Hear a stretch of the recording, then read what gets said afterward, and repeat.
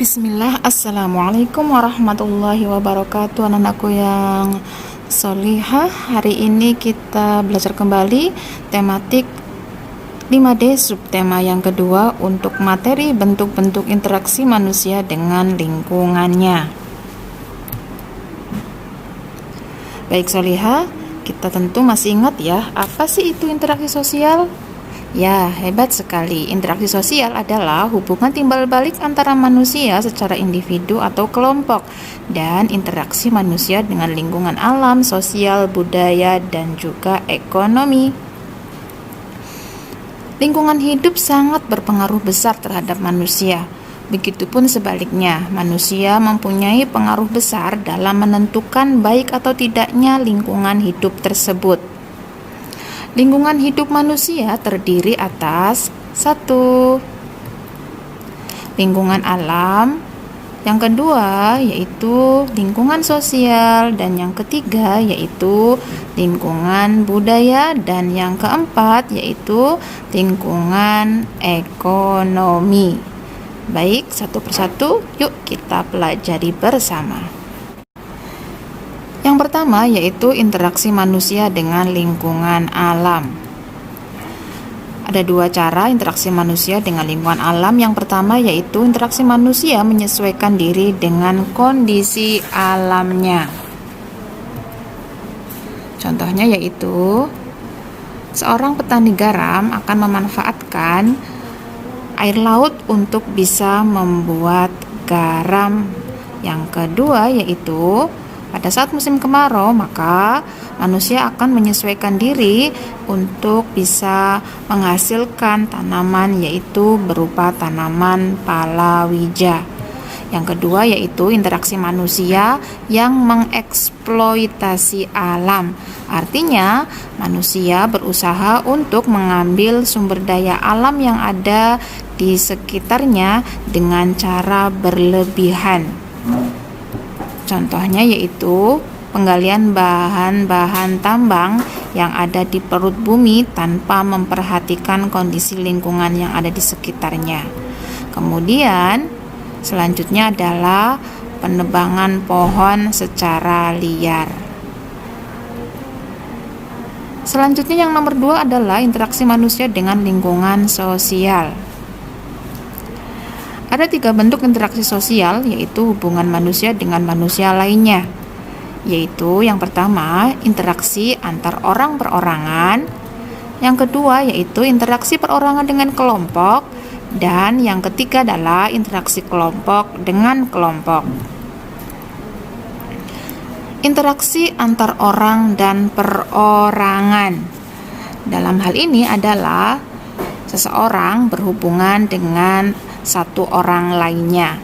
Contohnya yaitu seorang anak yang sedang dinasehati oleh ibunya. Dan yang kedua contohnya adalah kakak sedang membantu Dina mengerjakan PR-nya.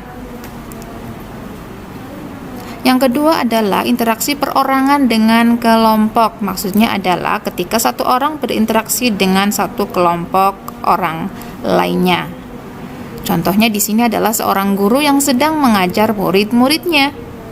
Kemudian ada juga seorang ustadz sedang mengisi ceramah pengajian. Selanjutnya adalah interaksi kelompok dengan kelompok. Maksudnya adalah satu kelompok manusia sedang berinteraksi dengan satu kelompok manusia lainnya. Contohnya adalah kakak-kakak pembina pramuka yang sedang melatih kegiatan pramuka. Kemudian ada juga contoh yang lain adalah perkenalan 2 grup pemain sepak bola. Baik, sekarang kita lanjutkan yaitu interaksi manusia dengan lingkungan budaya. Budaya adalah kebiasaan turun-temurun yang dilakukan oleh manusia dalam hidup berkelompok dan bermasyarakat. Budaya dapat berupa perilaku, aturan, nilai, norma, kepercayaan, dan adat istiadat yang berlaku di lingkungan. Interaksi dengan budaya yang ada di masyarakat bertujuan supaya kita bisa menyesuaikan diri terhadap aturan-aturan yang ada di masyarakat, sehingga keberadaan kita bisa diterima dalam suatu kelompok masyarakat tersebut. Nah, berikut adalah contoh interaksi manusia dengan lingkungan budaya. Nomor 1 di sana ada jenis pakaian adat yang ada dalam suatu daerah yang ada di Indonesia, dan juga di sana ada budaya tari-tarian. Kemudian di sana juga ada budaya lompat batu yang berasal dari Kabupaten Nias, Sumatera Utara. Di sana juga ada adat istiadat berupa upacara kasada yang berasal dari Jawa Timur. Kemudian selanjutnya adalah interaksi manusia dengan lingkungan ekonomi. Interaksi dengan lingkungan ekonomi bertujuan supaya manusia dapat memenuhi kebutuhan hidupnya dengan memanfaatkan sumber daya ekonomi yang tersedia. Sumber daya ekonomi meliputi di sana ada sumber daya alam. Contohnya adalah lahan, bahan tambang, hewan, dan tumbuhan. Jadi sumber daya alam ini akan dimanfaatkan manusia untuk dijadikan kegiatan atau bahan produksi suatu barang atau jasa. Yang kedua yaitu tenaga kerja. Tenaga kerja dalam hal ini adalah sumber daya yang menghasilkan barang atau jasa. Jadi orang yang terlibat langsung dalam kegiatan produksi barang atau jasa. Yang ketiga adalah modal. Modal meliputi mesin, alat-alat yang dibutuhkan dalam sebuah usaha. Dan yang keempat adalah kewirausahaan. Solihah yang hebat. Selanjutnya adalah contoh dari interaksi manusia dengan lingkungan ekonomi, yaitu yang berhubungan dengan kegiatan untuk memenuhi kebutuhan hidup. Di sana ada meliputi kegiatan ekonomi, ada kegiatan jual beli, ya.